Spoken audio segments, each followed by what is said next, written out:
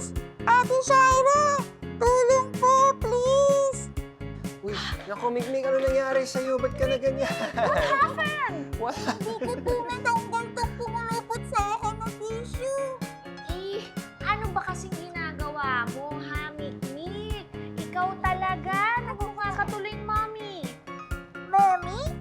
Mukha po ba akong nanay? Hindi Mommy na nanay. Mommy as in M-U-M-M-Y.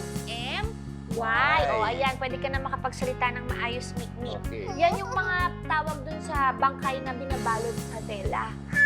Ate Shaira naman eh. Nananakot ka naman eh. Hindi ka dapat matakot, Mikmik. Ganito na lang, okay? Para mabawasan yung takot mo, mas maganda ipapaliwanag ko kung ano nga ba yung mommy. Yan. Hindi mommy. Mommy. Mommy. Ang isa sa pinakaunang halimaw sa pelikula ay base sa totoong buhay. Ito ang mummies o bangkay na nakabalot sa mga piraso ng tela. Pero in real life, hindi sila nabubuhay ulit kapag naistorba ang puntod nila. Sa pelikula lang yun. Mummification ang proseso ng mga sinaunang Egyptian sa pag-eembalsamo ng mga patay. Nagsimula ang paraan na ito noong mga 2600 BC. At nagpatuloy at pinagbuti pa ito sa sumunod na 2,000 taon.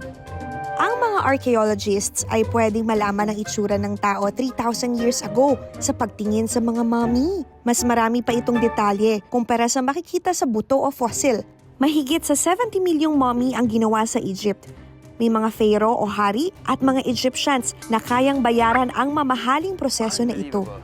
Naniniwala ang mga sinaunang Egyptian na ang mummification ay ang paraan para maging maayos ang kanilang afterlife dahil pinapayagan ng katawan at kaluluwa na muling magsama sa kabilang buhay. Baka narinig nyo na ang isa sa pinakasikat na mummy na si Tutankhamun o King Tut. Si Tutankhamun ay isang pharaoh na mas sumikat matapos siyang pumanaw. Maayos kasi ang pagkakapreserve sa puntod niya. Di tulad ng iba, ang kanya ay nakaligtas ng 2,500 years nang hindi nagagalaw o nananakawan. Hanggang sa nahukay ito noong 1922 ng team ng archaeologist na si Howard Carter. May alamat na nagkaroon daw ng sumpa ang mga taong konektado sa